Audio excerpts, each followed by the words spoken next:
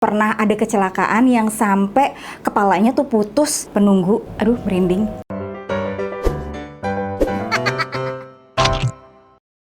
Hi everyone, welcome back to my channel, Azek. Hey, apa kabar semuanya? Balik lagi di channel Rachel Goddard.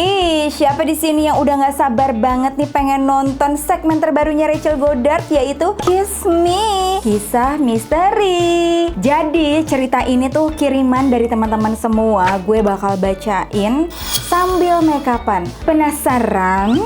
Jempolnya mana? Jempolnya mana? Like dulu dong videonya, abis itu subscribe dan share ke seluruh sosial media yang kalian punya. And now let's move on to the video. Misteri di panti asuhan. Kiriman cerita dari Sylvie Tita. Jadi gini ceritanya. Udah semenjak 2011 gue tinggal di panti asuhan. Panti asuhan gue di Jawa Tengah. Gue tuh tinggal di panti karena kekurangan biaya. Sebenarnya keluarga masih ada, tapi karena biaya sekolah orang tua gue nggak mampu, jadi gue tinggal di sini. Jadi biaya kuliah gue juga dibantu sama panti. Walaupun gue udah dewasa, tapi ada banyak kejadian yang nggak bisa gue lupain semenjak tinggal di panti ini. Panti asuhan ini dibangun tahun 80-an. Pas gue masuk, ini tuh lagi direnovasi guys. Awalnya gue tuh nggak ada kepikiran hal-hal mistis gimana gitu loh, apalagi soal hantu-hantuan. Tapi ternyata di sini gue menemukan bahwa gue tuh cukup sensitif dengan hal-hal yang seperti itu. Misal gue tuh suka merinding aja gitu tiba-tiba, gak ada kejadian, gak ada angin, gak ada bunyi apapun, cuman tiba-tiba aja malam-malam kayak bulu kuduk langsung berdiri semua. Pernah nih waktu pertama kali tinggal di panti, kan panti gue tuh letaknya ada di depan jalan raya ya. Jadi kalau ada kecelakaan tuh kita sebagai anak-anak panti pasti tahu duluan dibanding sama wartawan-wartawan yang datang ngeliput setelah itu. Pernah nih ada kecelakaan motor yang mengakibatkan satu orang meninggal dunia di tempat. Sumpah sih ini ngeri banget karena kita ngeliat mayat yang tergeletak gitu ya di depan panti persis banget. Walaupun ngeri, gue tuh mesti tetap tenang kan ya. Tapi sampai 3 hari kemudian ada kejadian aneh lagi guys. Tahu nggak kejadian apa? Yep, kecelakaan lagi di tempat yang sama persis di depan panti. Dan ini 3 hari berturut-turut. Terus mulai tuh warga mulai resah. Ada spekulasi yang katanya setiap tahun ada kecelakaan di depan panti. Ada juga yang bilang ini nih nggak wajar nih kecelakaannya, pasti ada sesuatu yang terjadi di depan panti gue. Soalnya dulu nih ada yang bilang katanya pernah ada kecelakaan yang sampai kepalanya tuh putus, isi semua di dalam kepalanya tuh bececeran gitu guys. Sumpah serem banget gak sih? Emang sih nggak semua kecelakaan yang di depan panti itu berujung maut. Ada juga korban yang terselamatkan. Tapi tahu nggak sih, korban yang masih hidup ini saat ditanya kenapa bisa sampai kecelakaan, mereka pada bilang karena mereka tuh harus rem mendadak. Nah semenjak saat itu tuh baru orang-orang tuh kayak sadar ya,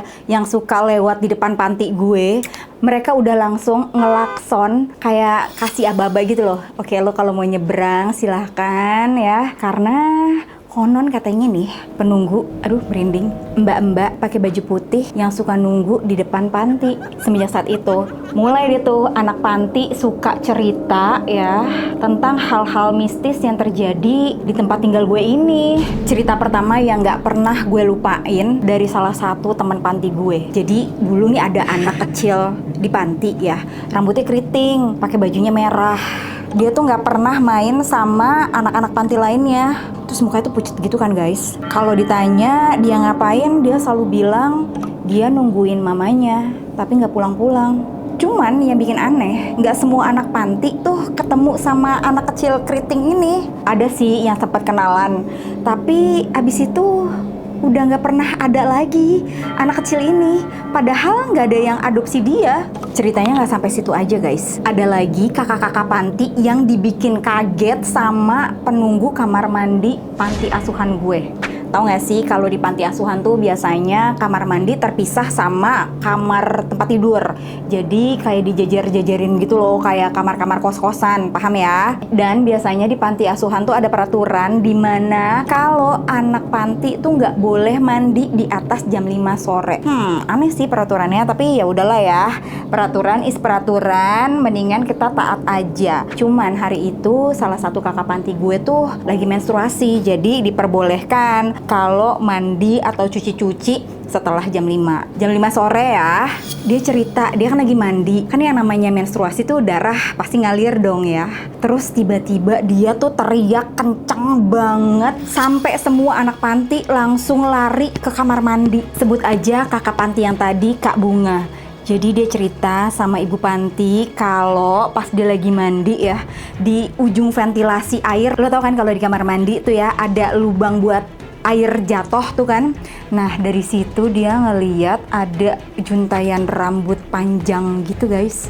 Dan semenjak kejadian itu ya, ada peraturan baru nih di panti. Kalau mandi di atas jam 5 sore atau menjelang maghrib itu harus ditemenin sama salah satu orang.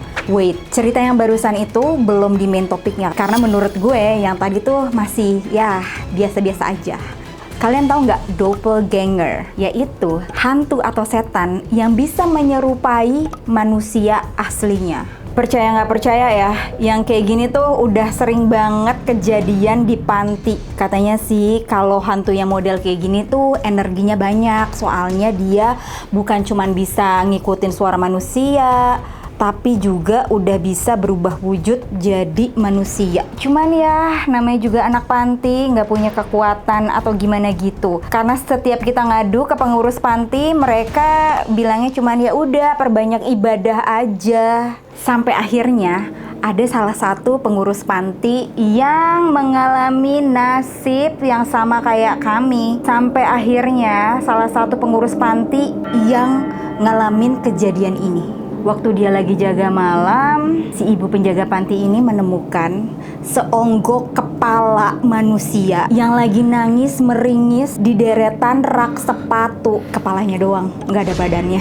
Semenjak saat itu mulai tuh pawang-pawang hantu berdatangan gantian ke panti. Ada yang datang pakai tangan kosong, ada yang bawa minyak, bawa air, sampai bikin ritual-ritual di dalam panti. Bahkan kami juga disuruh membacakan doa-doa sesuai dengan kepercayaan yang kami anut. Kalau sekarang sih keadaan udah mulai kondusif, tapi bukan berarti kejadian-kejadian aneh tuh langsung hilang aja gitu. Kayak yang gue alamin waktu malam itu tuh. Jadi gue tuh lagi lapar banget ya. Dan gue tuh punya riwayat penyakit mah. Jadi kalau lagi lapar harus banget makan saat itu juga. Cuma masalahnya itu tuh udah jam 1 malam dong. Pikir gue ya, kan gue kelaparan nih. Gue mau ke dapur, bukan ke kamar mandi yang serem itu. Seharusnya sih ya udah aja gitu kan, pasti baik-baik aja. Terus nih pas gue lagi asik-asiknya makan di dapur ya, tiba-tiba gue ngedenger bunyi yang super kenceng banget. Gempiang, kayak ada yang mukul sambil marah. Tapi anehnya gak ada satupun piring yang pecah atau piring yang goyang pun gak ada. Lo tahu apa yang gue lakukan abis itu? Gue kabur, langsung lari ngebirit ya dari dapur balik ke kamar sambil bilang, gila sumpah, ini setan udah bener-bener kurang ajar banget, ngegangguin gak siang, gak malam, gak sore, gak subuh. Ngomong-ngomong ya, lo pernah gak sih ngalamin hal yang kayak gitu guys? Kayak diganggu terus-terusan, tapi lo mau pergi, cuman kayak gak bisa ya kan, karena lo gak tahu mau pindah kemana. Coba dong kalau lo pernah komen di bawah. Selama di panti tau gak sih, gue tuh kayak gak pernah menikmati mandi gue. Kayak selalu deg-degan aja gitu bawaannya. Pas gue lagi mandi dong, tiba-tiba ya airnya tuh gerak-gerak sendiri, seolah-olah kayak lagi ada gempa bumi. Paham kan tuh, gelombang air tiba-tiba goyang gitu, padahal bak mandinya tuh sama sekali nggak gerak dan nggak ada gempa bumi juga. Tapi ya makin kesini makin dewasa tuh gue kayak makin nerima aja gitu loh apa adanya. Ya udahlah gitu, kalau lo mau ganggu ya udahlah, gue pasrah gitu. Apalagi mulai beredar spekulasi cerita-cerita dari warga sekitar tentang panti gue ini. Jadi katanya sebelum panti asuhan gue dibangun, ini tuh tadinya klinik yang terbengkalai, klinik bidan gitu guys. Konon katanya bidannya itu meninggal dibunuh sadis oleh suaminya sendiri. Semenjak saat itu nggak ada tuh yang berani ngebeli tanah ini ya. Sampai akhirnya ada seseorang yang mewakafkan, terus direnovasi dan dijadiin panti asuhan. Gongnya para pengurus panti ini sebenarnya udah tahu kejadian ini, cuman kayak ya udah terima nasib aja gitu, perbanyak ibadah, tawakal, dan pengakuan dosa katanya. Emang sih kalau boleh jujur ya, bangunan itu emang bagus banget, tapi sayangnya terlalu banyak penghuni kasat mata yang betah di sini, terus hobinya tuh ngeganggu gitu. Dan sampai sekarang gue tetap tinggal di sini. Menurut kabar sih, para penghuni panti dari mulai panitia sampai ibu pantinya tuh udah tahu hal ini, tapi kayak nggak bisa berbuat apapun sampai detik ini.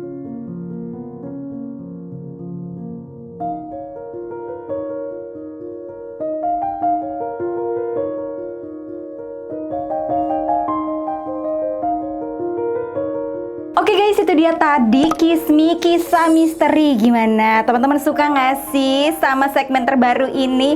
Kalau teman-teman punya cerita juga nih yang mau dibacain, bisa langsung email ke sini ya. Jangan email yang ada di Instagram, oke? Emailnya ke cerita.rachelgodard@gmail.com. Perhatiin tanda bacanya, boleh panjang-panjang, minimal 800 kata. Kalau lo suka dengan videonya, jangan lupa di subscribe karena ada 2 video baru setiap hari Senin, Kamis, dan kadang-kadang ada bonus di hari Sabtu.